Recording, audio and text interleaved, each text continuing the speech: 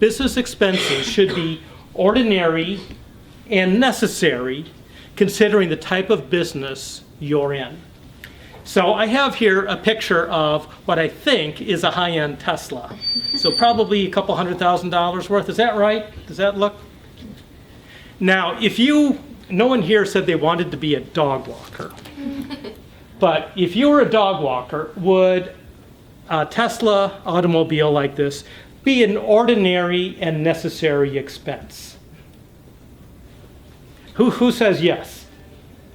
Oh, how about no? Can we have some votes? Okay, no.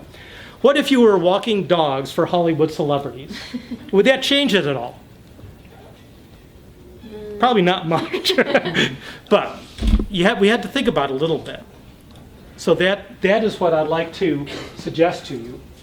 Now, the provision for ordinary and necessary expenses is actually in the Internal Revenue Code. And as you might guess, what is ordinary and necessary for one business may not be for another one. And even with the three businesses that were mentioned here, there would be a big difference. So for a landscaping business, would a truck be ordinary and necessary? What about for a financial planner? Probably not. But there would be other things for a financial planner that would be ordinary and necessary. How about meals with customers? Are they ordinary and necessary? But what do you have to do with that? Do you think you can just write it on a piece of paper and the IRS is going to say it's okay? Who says yes? Who says no? Okay, lots of no questions here. Especially if the value of the meal goes above $75, they're going to want to know some things. They're going to want to know where you had lunch, how much the lunch cost. There should be a receipt with it. You should have a note of with whom you had lunch, what you talked about, and of course when it took place. And those things are in the Internal Revenue Code. And that brings about the game. And I call it the documentation game. Because if you just tell the IRS you did something, if you're questioned about it, do you think that's going to fly? No. They're going to want evidence. And that evidence is something that you take note of right away, hopefully.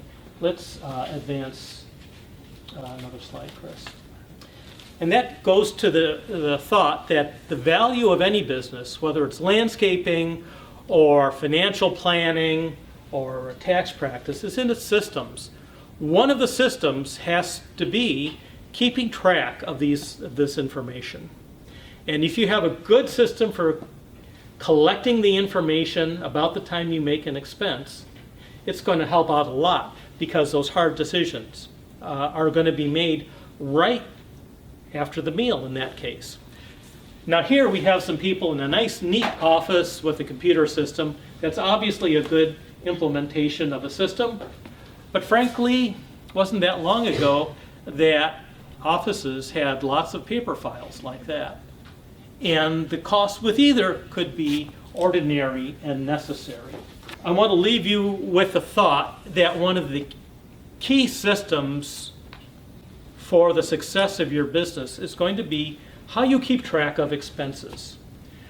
I wrote 523 up here for a very specific reason. 523 was the chart of accounts number that I used for office expense. So for example, in your landscaping business, if you bought a desk, you might put it under 523 because it's an office expense. But if you do that a year after you make the expense, are you going to remember what it was? No, you need a system. You need something like this pipeline so that it goes into a system and will come out on your tax return. So let's advance. So what we really want is for a system to be present in your business so that that $2,000 office expense ends up here on line 18. Now, if you wait a year to do that, you might still get it, but it is far more unlikely. And I will suggest to you that even thinking you might be doing about this now will pay off for you 5 or 10 years from now when you have a small business. Think about it as a pipeline. What about debt? Do you think interest on debt is a deductible expense? You do, okay. Anybody else have some thoughts on it? And I'm going to say it depends here, because generally, interest on debt incurred by a small business is deductible. But there are times when it has to be capitalized. And that might actually influence the chart of accounts that you use in your business, so that interest that is expensed is distinguished from interest that is capitalized, for example, when you build a building or you put a fence around a piece of property. So one thing I'll mention about this is that debt can really be difficult at times for small businesses. Can you explain to them what capitalized means? Capitalized interest means you can't deduct it because the asset isn't built yet. You have to pack the interest into the asset that's being built. Think for a minute about an office building. It takes 2 years to build and who knows how many thousands of dollars. And what do you have in an office building? You've got steel, you've got wood, you've got plumbing like we just saw, but you've also got interest. So that interest that is used to finance the debt necessary for building the building is one of the components of the building. It's not something that you can see, like the structure of the building or the shingles on the roof or the plumbing, but it's still an essential part of it. So the IRS says, actually Congress, says you don't get to write that off.